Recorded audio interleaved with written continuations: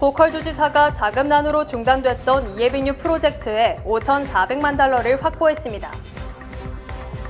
2022년 한인 여성 유나리를 살해한 27세 노숙자에게 종신형이 선고됐습니다. 뉴욕시가 불법 마리화나 판매 상점의 단속을 강화합니다. 해리스 부통령이 7개 주 중 4개 주에서 우세하다는 여론조사 결과가 나왔습니다.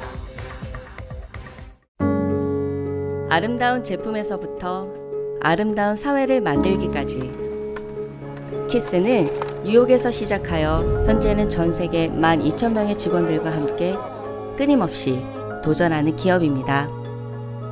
사람을 생각하고 존중하는 기업.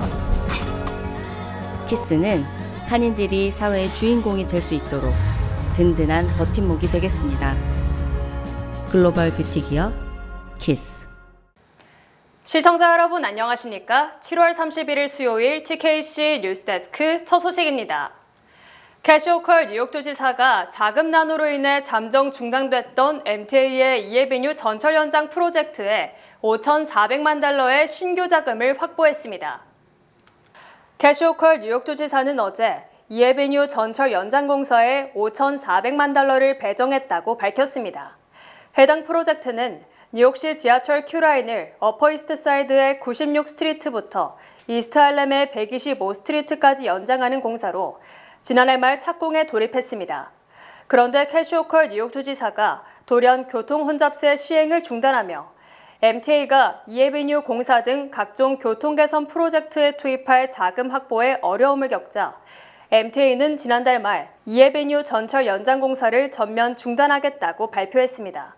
호컬 주지사는 이번 발표와 함께 혼잡세 시행 연기를 발표했을 때 나는 자금 확보를 위해 창의적으로 생각할 것을 팀에 지시했다며 이번 발표는 공공서비스 개선을 재개하기 위한 첫 번째 단계라고 밝혔습니다. 소식통은 호컬 주지사가 자금 확보를 위해 주자원을 투입했다고 전했습니다. 지난 2022년 2월 맨해튼 차이나타운에서 한인 여성을 살해한 20대 노숙자에게 종신형이 선고됐습니다. 뉴욕주 뉴욕카운티 지방법원은 어제 크리스티나 유나리를 살해한 혐의 등으로 기소한 27세 남성 아사미드 네시에게 30년간 가석방을 허용하지 않는 종신형을 선고했습니다. 네시는 지난 2022년 2월 13일 새벽 4시 20분쯤 맨해튼 차이나타운 소재 아파트로 귀가하는 이 씨를 따라 들어가 이 씨를 흉기로 무참히 살해한 혐의로 기소돼 유죄 판결을 받았습니다. 특히 이 과정에서 이 씨의 비명을 들은 이웃들이 새벽 4시 22분 경찰에 신고해 경찰이 출동했지만 1시간 이상 속수무책 방관만 하다 5시 40분 현관문을 부수고 들어갔지만 이 씨는 이미 사망한 상태였습니다. 유 씨의 살해범 네 씨는 홈리스 쉘터에서 생활하는 노숙자로 지난 2012년 강도 등의 혐의로 최소 10차례 이상 체포된 것으로 드러났으며 재판 과정에서도 계속 무죄를 주장하다 선고가 다가오자 지난달 비로소 유죄를 인정했습니다. 한편 이 씨의 유족은 지난해 5월 12일 뉴욕주 뉴욕카운티 지방법원에 뉴욕시와 뉴욕시경 그리고 경찰 10명을 상대로 직무유기 등에 따른 손해배상 소송을 제기했습니다. 하지만 이 소송에 대해 뉴욕시 등 피고 측은 답변서를 제출했지만 그 뒤로 소송이 진행되지 않고 있는 것으로 확인됐습니다. 뉴욕주가 오락용 마리화나 판매를 합법화한 지 1년여 만에 뉴욕시 당국이 급증한 무면허 마리화나 판매점들에 대한 대대적인 단속에 나섰습니다. 에릭 아담스 시장은 오늘 오전 기자회견을 열고 뉴욕주의 마리화나 판매 합법화 후 1년여 만에 뉴욕시에 급증한 무면허 마리화나 판매점들을 강력하게 단속하겠다고 밝혔습니다. 그동안 느슨했던 단속 탓에 시내의 마리화나 판매점이 급속히 늘어나자 주정부는 최근 새로운 시행령을 만들어 관계자들이 직접 이들 상점을 강제로 폐쇄하게 했습니다. 뉴욕시 보안관실에 따르면 올해 4월에 시작된 새로운 단속법으로 지금까지 약 700여 개의 불법 판매소가 폐쇄됐습니다. 그러나 경찰은 뉴욕주 전체의 무허가 마리화나 판매점이 약 2,900개로 면허를 가지고 운영하는 상점 60개보다 훨씬 많다고 밝히며 이러한 무질서를 해결하기 위해 직접 무허가 매점 단속에 나설 것이라고 밝혔습니다. 사실상 민주당 후보로 확정된 카말라 해리스 부통령이 경합주 7개 주 중 4개 주에서 우세하다는 여론조사 결과가 나오는 등 대선 판도의 변화 조짐이 점점 뚜렷해지고 있습니다. 블룸버그 통신과 여론조사 기관 모닝컨설트가 지난 24일부터 28일까지 경합주 7개 주에서 지지율 조사를 실시한 결과 해리스 부통령이 7개 주 중 과반이 넘는 4개 주에서 트럼프 전 대통령을 앞선 것으로 나타났습니다. 해리스 부통령은 미시건주에서는 11%, 즉 두 자릿수로 트럼프 전 대통령을 앞질렀으며 애리조나와 위스콘신, 네바다주에서도 각각 2%포인트 차로 트럼프 전 대통령을 따돌렸습니다. 또한 조지아주에서는 해리스와 트럼프가 동률을 보임으로써 결국 트럼프 전 대통령이 우세한 주는 펜실베이니아주와 노스캐롤라이나주 2개에 불과했습니다. 즉 트럼프 입장에서는 2승 4패 1무 상황으로 TV 토론 및 유세중 저격 이후 굳어졌던 대세로는 사실상 붕괴된 것으로 풀이됩니다. 블룸버그 통신과 모닝컨설트가 지난 1일부터 5일까지 실시한 여론조사에서는 트럼프 전 대통령이 7개 경합주 중 5개 주에서 바이든 대통령을 앞섰던 것을 감안하면 판세는 완전히 뒤집힌 셈입니다. 특히 해리스 부통령의 지지율은 7개 주 중 6개 주에서 바이든 대통령 때보다 더 상승한 것으로 나타났습니다. 또한 로이터 통신과 입소스가 지난 26일부터 28일까지 전국 단위 여론조사를 실시한 결과 해리스 부통령이 43%의 지지를 얻어 42%에 그친 트럼프 전 대통령을 앞섰습니다. 카말라 해리스 부통령의 선거운동 진영이 5천만 달러를 투입한 새 광고를 시작했습니다. 카말라 해리스 부통령 선거운동 진영은 어제 새로운 광고를 시작하며 해리스 부통령에 대해 검사와 법무장관, 상원의원, 부통령으로 재직하면서 항상 미국민들을 대신해 괴롭히는 자들과 범죄자, 특수위해 관계자들과 맞서 싸웠으며 그들을 물리쳐온 두려움 없는 후보라고 표현했습니다. 이어 해리스야말로 평생을 노동자들을 착취하고 우리의 권리를 빼앗았으며 평생을 자신을 위해 싸우다 유죄 판결을 받은 범죄자 도널드 트럼프에 맞설 수 있는 유일한 인물이라고 덧붙였습니다. 해리스 부통령은 자메이카인 아버지와 인도인 어머니 사이에 태어났으며 그녀가 대통령이 된다면 최초의 여성 대통령이자 최초의 다인종 대통령이 됩니다. 반면 트럼프 전 대통령의 공화당 선거운동 진영은 미 남부 국경 문제와 관련해 해리스 부통령을 비난하는 새로운 광고를 공개했습니다. 해리스 부통령의 등장으로 트럼프 전 대통령이 힘겨운 싸움을 벌이고 있는 가운데 트럼프 형님의 자녀들, 즉 조카들이 입에 거품을 물고 삼촌에 대한 비판을 쏟아내고 있습니다. 트럼프 전 대통령의 조카인 프레드 트럼프 3세는 어제 ABC 방송과의 인터뷰에서 트럼프 전 대통령의 성격에 대해 복잡하고 때로는 잔인하다며 한마디로 말하면 핵폭탄급으로 미친 사람이라고 평가했습니다. 프레드는 1981년 43세를 일기로 세상을 떠난 트럼프 형의 아들이며 어제 트럼프 전 대통령과 관련된 숨겨진 가족사를 담은 올인 더 패밀리라는 자서전을 출판했습니다. 프레드는 핵폭탄급으로 미쳤다는 발언에 대해 내가 알던 그 사람이 맞는지 몸서리치게 하는 일을 한다는 뜻이라고 설명했습니다. 프레드는 지난 2020년 5월 장애인 관련 지원 사업을 위해 백악관을 방문했을 때 트럼프 전 대통령이 장애인을 지칭하며 모든 비용을 고려하면 이런 사람들은 그냥 죽어야 한다고 말했다고 주장했습니다. 이에 앞서 트럼프 전 대통령의 여자 조카도 트럼프가 미쳤다며 소송전까지 벌이기도 했습니다. 한편 트럼프 캠프는 조카의 주장이 사실 무근이며 완벽하게 날조된 최고 수준의 가짜뉴스이며 이렇게 노골적으로 역겨운 거짓말이 미디어에 보도된다는 것이 놀라울 뿐이라고 반박했습니다. 팔레스타인의 무장정파 하마스의 수장 이스마일 하니에가 이란 대통령 취임식에 참석했다가 피살됐으며 하마스는 이스라엘의 소행이라며 보복을 다짐했습니다. 팔레스타인의 무장정파 하마스의 수장 이스마일 하니에가 이란의 수도 테헤란에서 살해되면서 이란이 하마스 이스라엘 전쟁에 개입할 가능성이 커졌으며 중동 전면전 공포가 다시 불붙고 있습니다. 하마스는 오늘 지난 30일 이란 대통령 취임식 참석차 테헤란을 방문한 한이에가 31일 새벽 숙소에 머무르던 중 미사일 공격을 받아 사망했다고 공식 발표했습니다.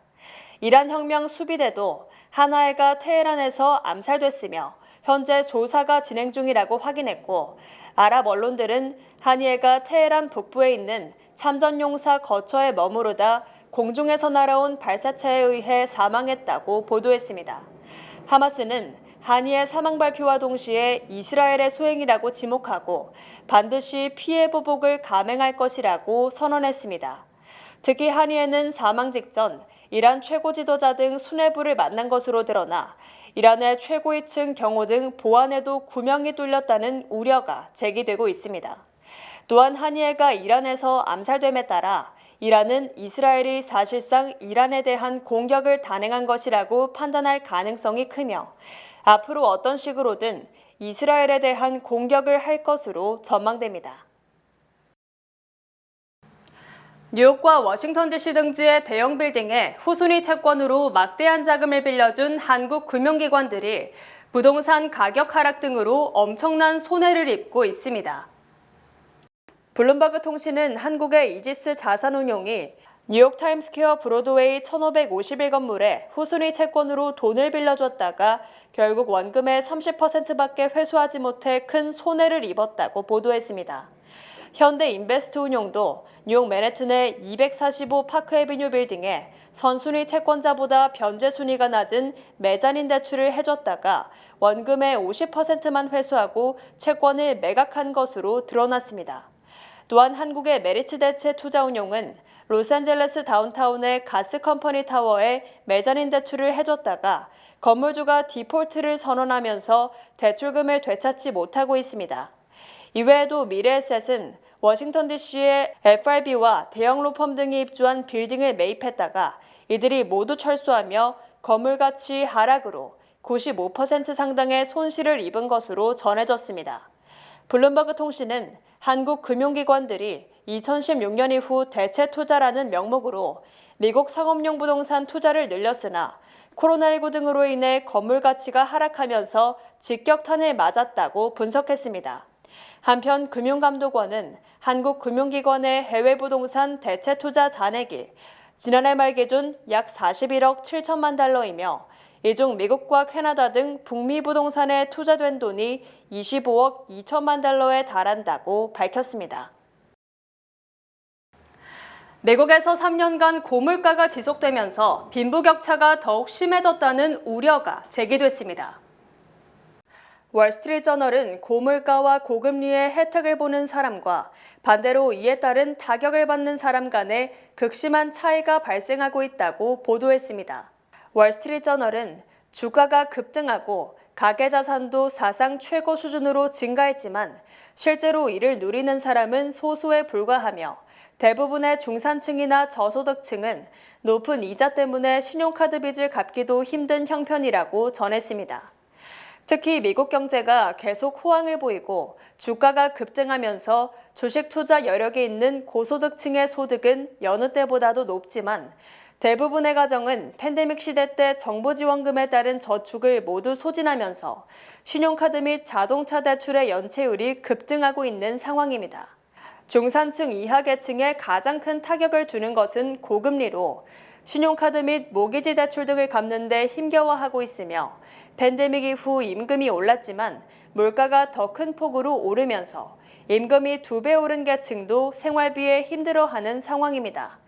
이에 대해 경제 전문가들은 미국 경제가 투 트랙으로 달리고 있다며 즉 부자와 가난한 사람들이 각각 다른 길로 달리고 있고 그 차이가 분명히 나타나고 있다고 지적했습니다. 금값이 고공행진을 하는 가운데 각국 중앙은행뿐 아니라 부유층의 투자가 금값 상승을 부추기고 있으며 트럼프 재집권 때 가장 안전한 자산은 달러가 아니라 금이라는 여론조사 결과가 나왔습니다. 세계금협회는 2분기 금수요 동향 보고서에서 장외 거래 규모가 329톤으로 전체 금수요에서 큰 비중을 차지했으며 이는 각국 중앙은행 외에 민간에서 금수요가 급증한 것으로 금값 상승의 요인으로 작용했다고 밝혔습니다. 2분기 장외 투자를 제외한 금수요는 지난해 같은 기간보다 6% 하락한 929톤에 그쳤지만 장외 투자를 포함하면 전년 동기보다 4% 늘어난 1258톤으로 2000년 집계조사 이후 2분기 거래로는 가장 많았습니다. 이에 대해 파이낸셜 타임즈는 장외 투자는 비공개 매수가 많아 매입 주체를 파악하기가 힘들지만 고액 자산가 등 부자들의 매입으로 풀이된다고 보도했습니다. 한편 블룸버그가 트럼프 전 대통령 재집권 시 가장 안전한 자산이 무엇인지 설문조사를 한 결과 응답자의 절반이 금을 꼽았습니다. 특히 금을 가장 안전하다고 답한 비율은 53%로 달러라는 응답 26%보다 2배 이상 많았으며 응답자의 67%가 달러화의 약세를 전망했습니다. 트럼프 정부 일기 때도 달러 가치는 10% 이상 하락한 반면 금값은 50% 이상 급등했으며 이는 트럼프 전 대통령이 추진하는 감세와 관세 인상 등 인플레이션 우려에 따른 것으로 풀이됩니다. 지난 5월 전국 주요 도시들의 주택 가격이 역대 최고 수준을 경신했습니다. S&P 다우존스 인덱스는 지난 5월 코어로지 케이스실러 주택가격 지수가 전년 동기 대비 6.8% 상승해 사상 최고 수준을 나타냈다고 밝혔습니다. 이는 다우존스가 집계한 전문가 전망치에 부합하는 수치이며 전월 대비로는 0.3% 상승한 것입니다. 고금리로 기존 주택의 매물 공급이 줄어든 게 집값 상승세 지속의 주된 배경으로 작용하고 있습니다. 도시별로는 뉴욕 집값이 9.4% 올라 상승률이 가장 높았으며 샌디에고가 9.1%, 라스베가스가 8.6%였습니다. 본 프로그램은 뱅크 오브 호프 프로모 플러스 CD와 함께합니다. 똑똑하게 모을수록 착착 쌓이는 저축. 희망과 함께라면 가능합니다. 지금 이자율을 고정하세요. 자세한 내용은 가까운 지점에 문의하세요. 주요 단신 전해드립니다.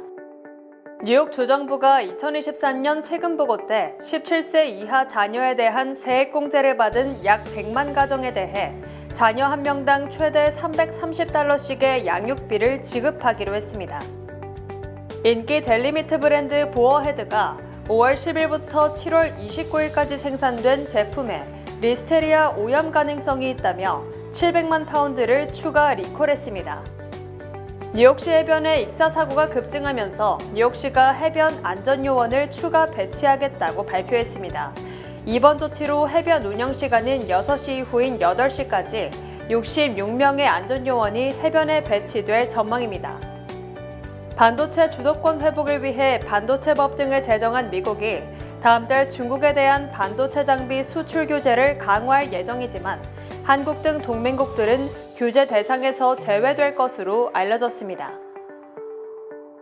올해 상반기 뉴욕시 살인사건이 인구 10만 명당 1.8명으로 팬데믹 이전인 10만 명당 0.3명보다 6배 이상 많으며 실제 살인사건 건수도 지난 2020년보다 33% 늘어났습니다.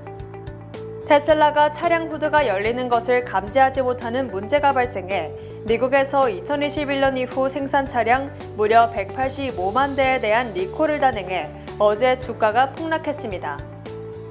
페이스북 모회사 메타가 생체 정보 무단 사용 소송과 관련해 텍사스주와 14억 달러를 지불하고 소송을 종결하기로 합의했습니다. 비만 치료제로 폭발적인 인기를 끌고 있는 오젬픽이 200명 규모의 작은 임상실험에서 알츠하이머병 완화 효과를 보였다고 런던 임페리얼 칼리지 연구진이 밝혔습니다. 날씨 전해드립니다.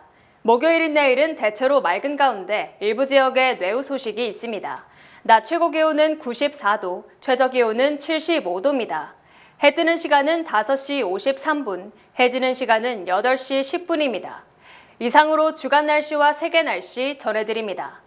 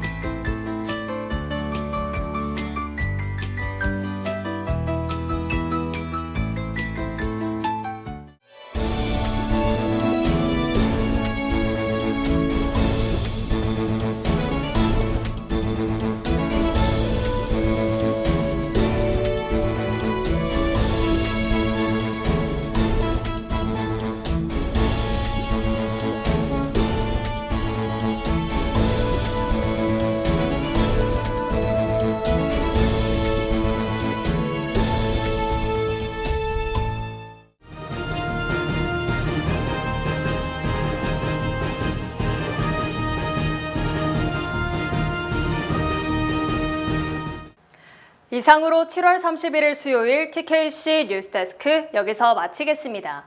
시청해주신 여러분 고맙습니다.